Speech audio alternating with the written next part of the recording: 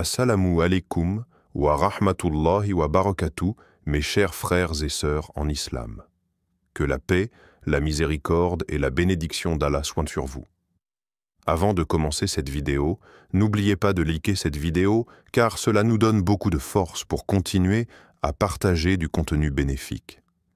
Et je vous invite à vous abonner à notre chaîne et d'activer la cloche de notification pour rester informé de nos prochaines publications sur la foi islamique. Mes frères et sœurs, je vous demande de rester connectés jusqu'à la fin de la vidéo pour découvrir tous les secrets. Écoutez avec le cœur ce que le monde ne dit pas.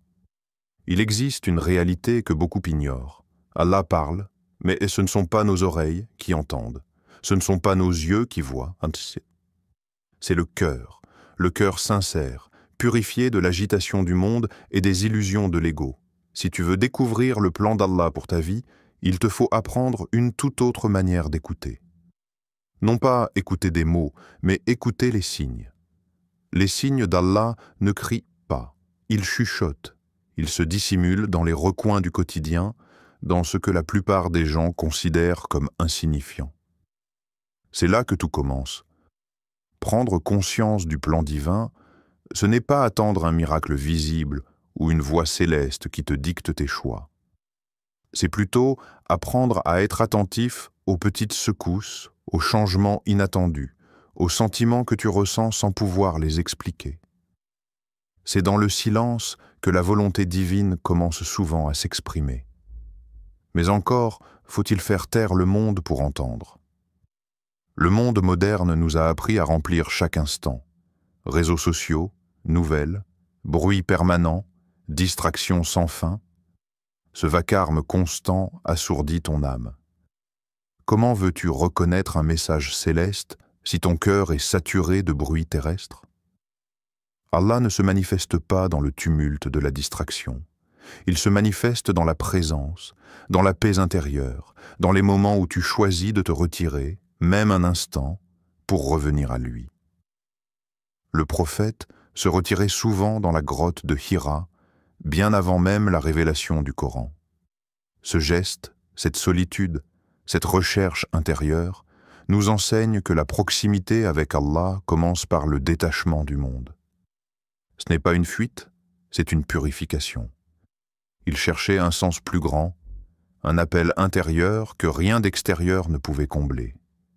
Et c'est dans ce silence profond qu'Allah a envoyé sa parole. Ce modèle est pour toi. Si tu veux connaître le plan d'Allah pour ta vie, commence par te créer des moments de silence. Pas un silence vide, mais un silence habité. Assieds-toi après la prière, sans parler, sans penser, respire et répète doucement « Ya Allah, guide-moi, montre-moi ce que tu veux pour moi ». Ce n'est pas une formule magique, c'est une ouverture. C'est là que ton cœur commence à se connecter au divin. Regarde autour de toi. Observe ce qui revient sans cesse dans ta vie. Une idée, une envie, un appel que tu ressens depuis longtemps mais que tu repousses par peur. Une difficulté qui te pousse à changer de chemin.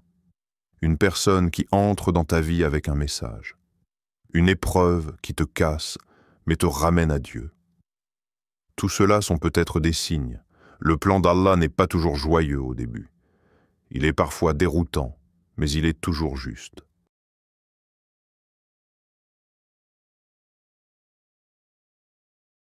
Allah dit dans le Coran, et parmi ces signes, il vous montre l'éclair, source de crainte et d'espoir. Sourate Ar-Rum 30-24. Ce verset est beau et magnifique. Il nous montre que les signes divins ne sont pas univoques. Ils peuvent porter la crainte et l'espoir à la fois. Ils nous bouleversent, nous perturbent parfois, mais ils réveillent aussi une lumière intérieure. Ce double mouvement est un indice. Quand un choix t'effraie, mais te donne aussi une paix profonde, il se pourrait que ce soit une direction d'Allah. Mais ne te précipite pas. Le plan divin ne se découvre pas dans l'impatience. Il se dévoile, étape par étape. Comme le lever du jour, qui commence dans l'obscurité la plus totale, puis se teinte de lumière lentement, presque imperceptiblement. C'est ainsi qu'Allah agit dans ta vie. Il ne te montre pas toute la carte d'un coup. Il te montre l'étape suivante. Et quand tu l'acceptes avec confiance, alors il te montre la suivante. Tu dois apprendre à reconnaître cette lumière subtile qui éclaire ton chemin. Elle n'est pas bruyante. Elle ne t'oblige pas. Elle t'attire. Le plan d'Allah se reconnaît à sa cohérence avec ton cœur le plus pur. Quand une voix te pousse à être meilleur, plus sincère, plus humble, plus connecté à ton Créateur, c'est souvent un bon signe. Même si cette voie semble difficile. Car la facilité n'est pas toujours un signe de vérité, et la difficulté n'est pas toujours un obstacle. Pose-toi alors cette question. Qu'est-ce qui me rapproche d'Allah, même si c'est douloureux? Souvent, c'est par là qu'il veut t'emmener. Le Coran est un miroir pour l'âme. Ouvre-le sans chercher un verset précis. Demande à Allah de te guider à travers ces mots. Et laisse ton regard tomber sur une page. Lis-la avec ton cœur. Peut-être que ce que tu y verras te parlera plus profondément que n'importe quel conseil humain. Car Allah sait ce que ton âme ne peut même pas formuler.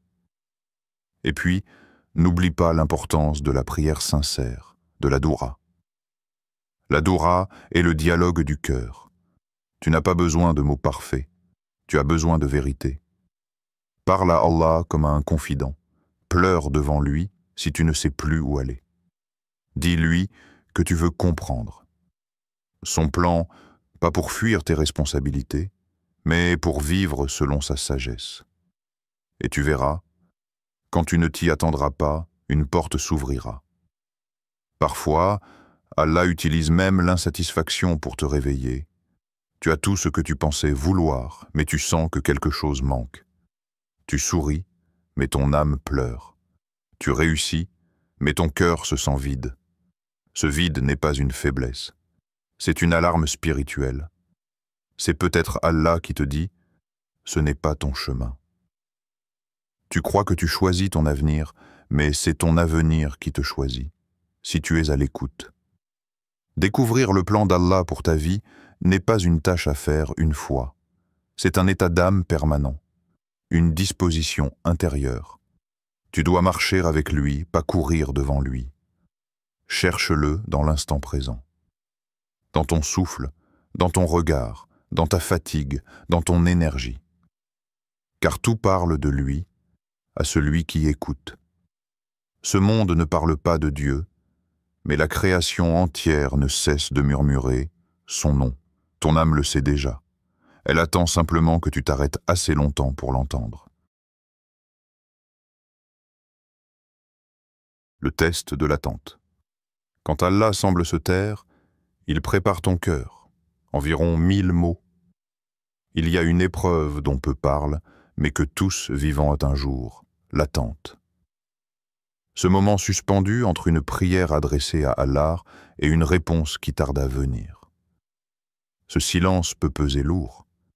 Il peut t'amener à douter, à te demander si Allah t'écoute, s'il t'a oublié ou pire, s'il refuse de te guider. Mais en vérité, c'est dans cette attente que beaucoup de choses invisibles se passent.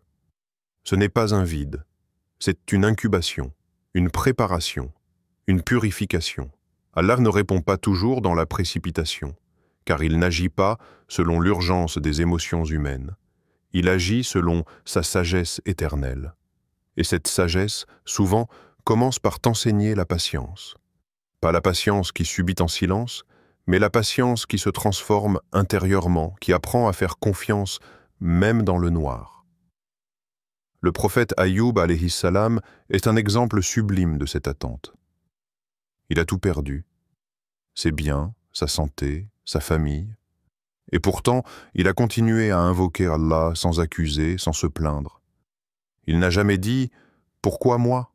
mais il a dit « Le mal m'a touché, et toi, tu es le plus miséricordieux des miséricordieux. » Sourate Al-Anbiya, 21-83.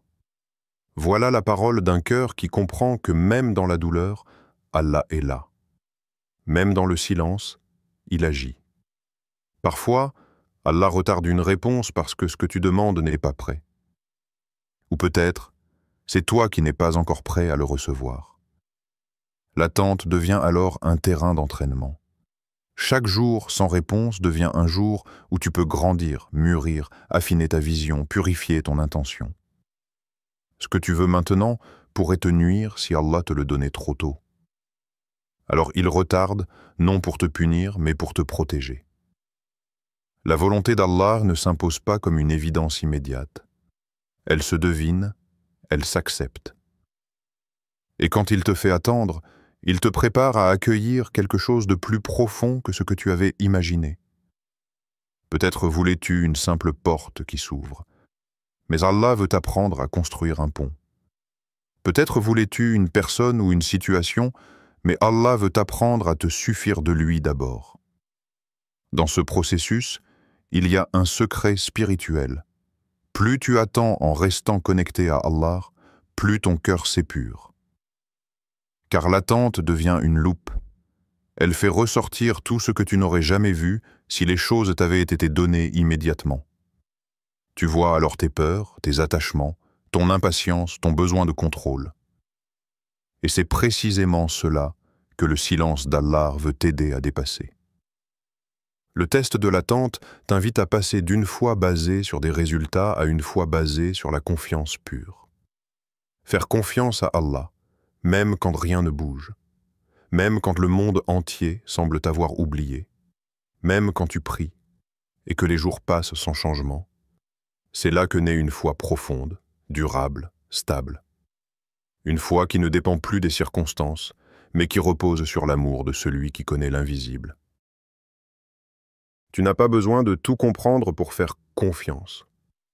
Tu as juste besoin de croire qu'Allah ne t'oublie jamais, que son silence n'est jamais un rejet, mais un langage subtil. Et ce langage, seuls ceux qui patientent l'apprennent vraiment. Il se peut que tu sois dans une saison de transition, un moment où tu n'es plus ce que tu étais, mais pas encore ce que tu dois devenir. C'est inconfortable. Tu n'as plus de repères, et c'est voulu. Allah retire les appuis humains pour que tu t'appuies uniquement sur lui. Il ferme certaines portes non pour t'emprisonner, mais pour t'apprendre que ta liberté ne dépend pas des choses extérieures.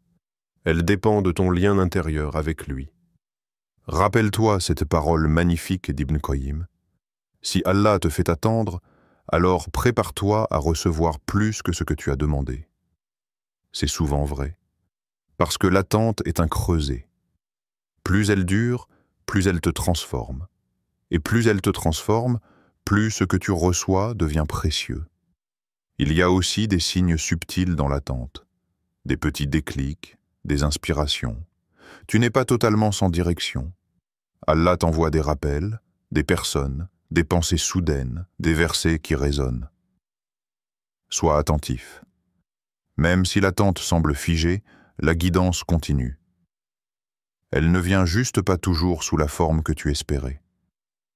Utilise ce temps pour te rapprocher. Plutôt que de répéter toujours la même question, pourquoi ça tarde? Change ta demande en « Ya Allah, fais-moi aimer ta volonté », même si je ne la comprends pas. Car le vrai succès ne réside pas dans l'obtention, mais dans l'acceptation.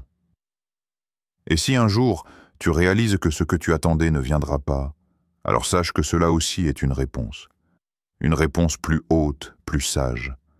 Allah ne refuse jamais sans offrir mieux, même si ce mieux prend la forme d'un cœur apaisé, détaché et pleinement confiant.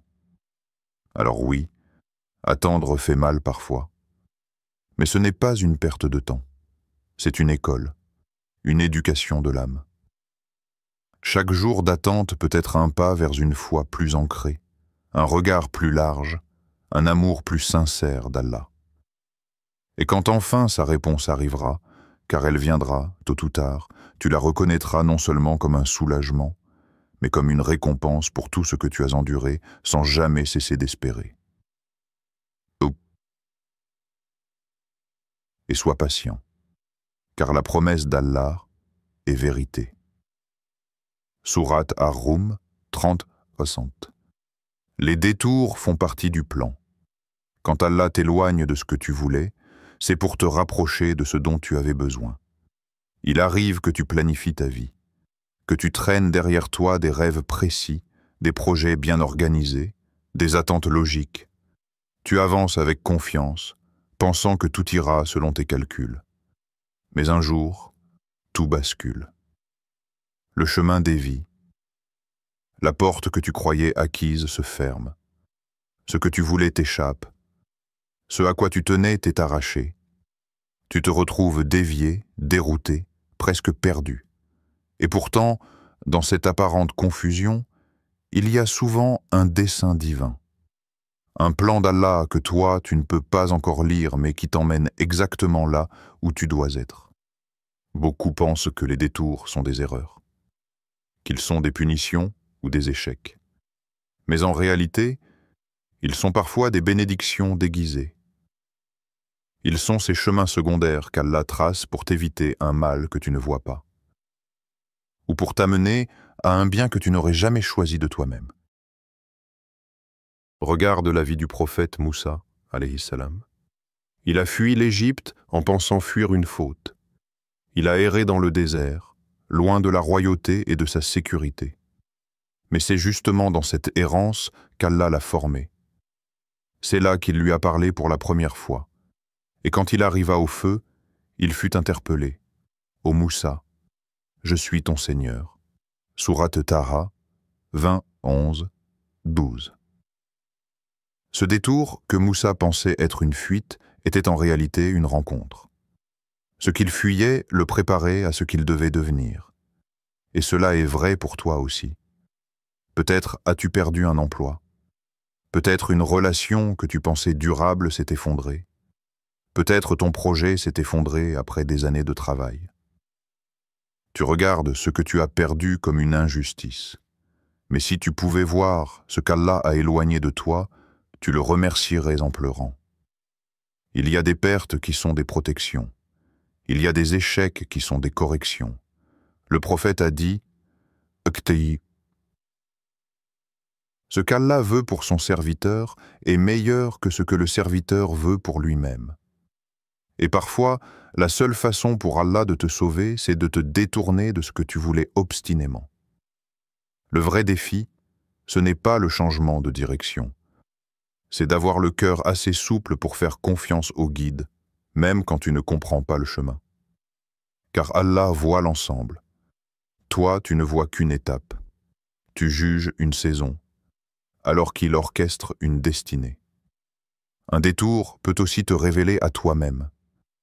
Il peut t'arracher à ta zone de confort, t'obliger à développer des forces que tu ignorais avoir. Il peut briser tes illusions, détruire tes idoles intérieures, pour ne laisser place qu'à ta reliance à Allah.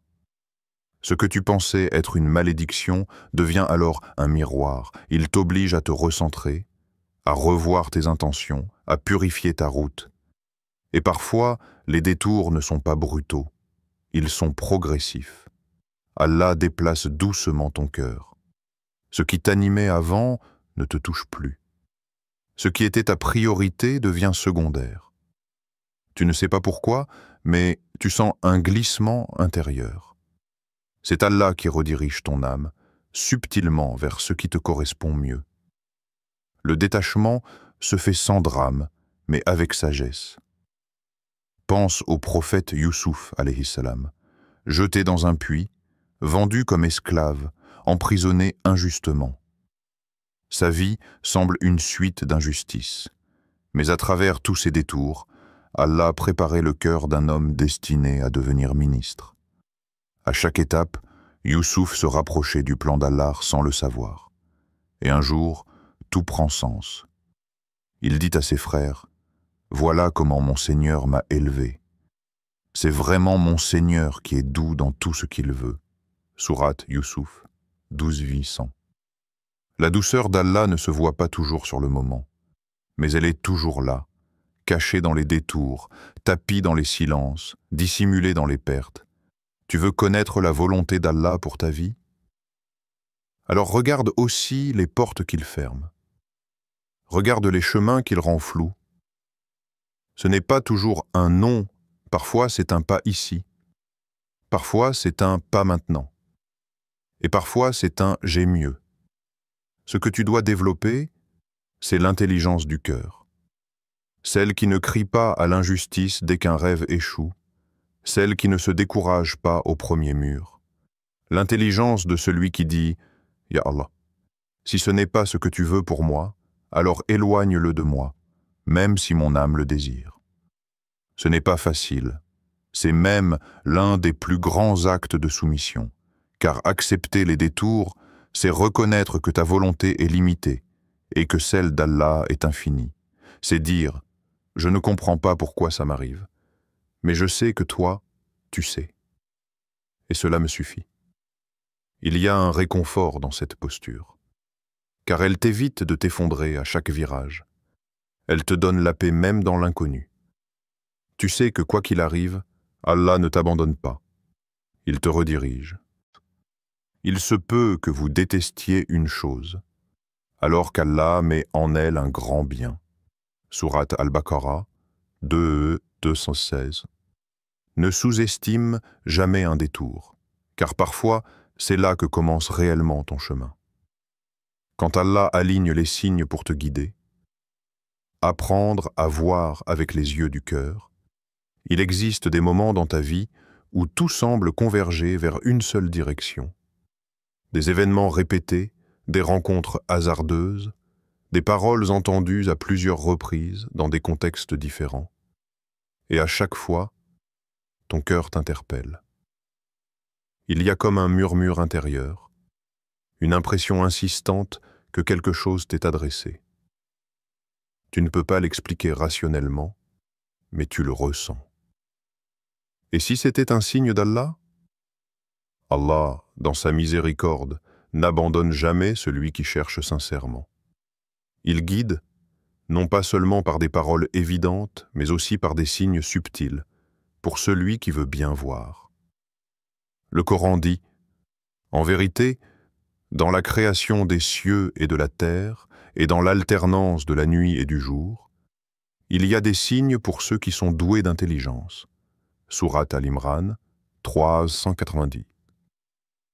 Les signes ne tombent pas toujours du ciel sous forme de miracles éclatants. Parfois, ce sont de petites choses, une conversation anodine qui répond à une prière, un verset que tu entends exactement au bon moment, une porte qui s'ouvre contre toute attente, ou encore une sensation de paix profonde quand tu penses à une décision. Tous ces éléments sont des jalons posés par Allah sur ta route. Mais encore, faut-il que ton cœur soit éveillé. Un cœur fermé, encombré par le bruit du monde et les passions, ne voit rien. Il passe à côté des messages divins comme un homme qui dort dans un jardin en fleurs. La beauté est là, mais il ne l'aperçoit pas.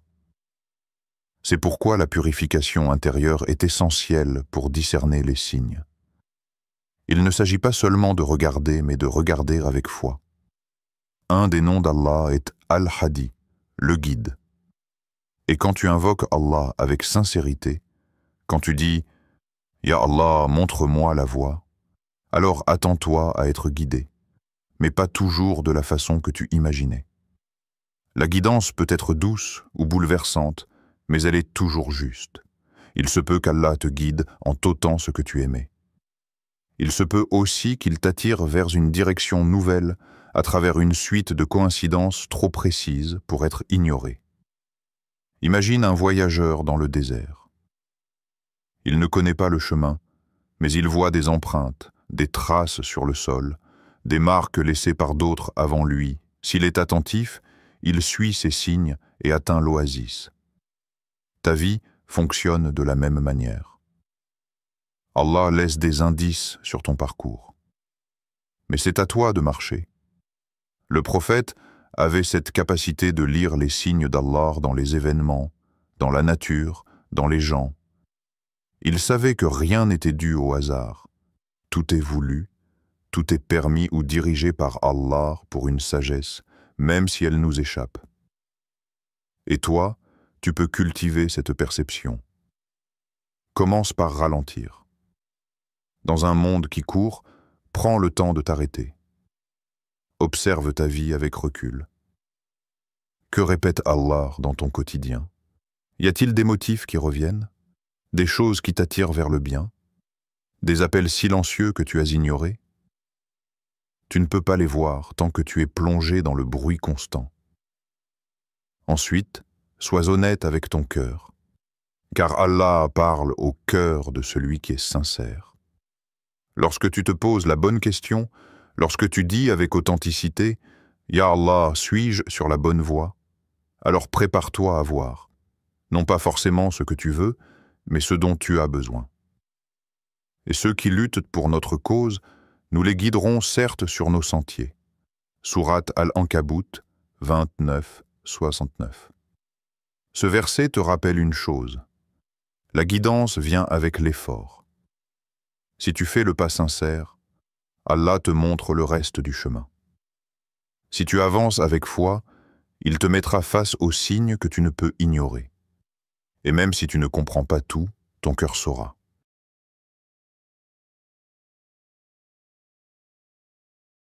Mais attention, voir les signes ne veut pas dire les interpréter selon ton ego. Beaucoup de gens prennent leur désir pour des signes. Ils disent « c'est sûrement un message d'Allah » alors que c'est une justification pour faire ce qu'ils voulaient déjà. Il faut être vigilant. Un signe authentique ne contredit jamais les principes d'Allah. Il ne pousse pas à l'orgueil, à la trahison ou au péché.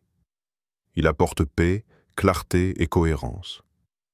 Un des moyens de vérifier un signe, c'est d'observer l'état de ton cœur après avoir suivi ce qu'il t'a indiqué.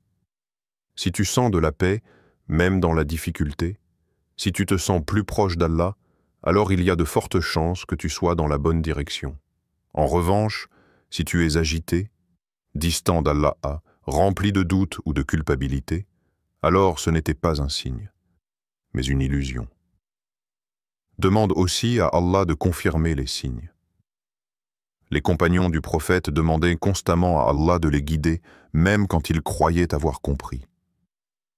Tu peux dire « Ya Allah, si ceci vient de toi, facilite-le pour moi, bénis-le et fais grandir ma foi à travers lui. Et si ce n'est pas ton plan, alors détourne mon cœur et dirige-moi là où je dois être. Enfin, sache qu'Allah ne t'abandonnera jamais dans ta recherche. Même quand tu fais des erreurs, même quand tu choisis mal, il peut transformer tes choix en leçons, et ces leçons en élévation. Il ne cherche pas la perfection, mais la sincérité. Tant que tu reviens vers lui avec un cœur humble, il te guidera encore et encore. Car Allah est le plus proche, et quand tu l'invoques, il répond. Pas toujours comme tu l'attends, mais toujours comme il le faut. Chers frères et sœurs en islam, n'oubliez pas encore de liker cette vidéo et de vous abonner sur cette chaîne. Qu'Allah vous bénisse.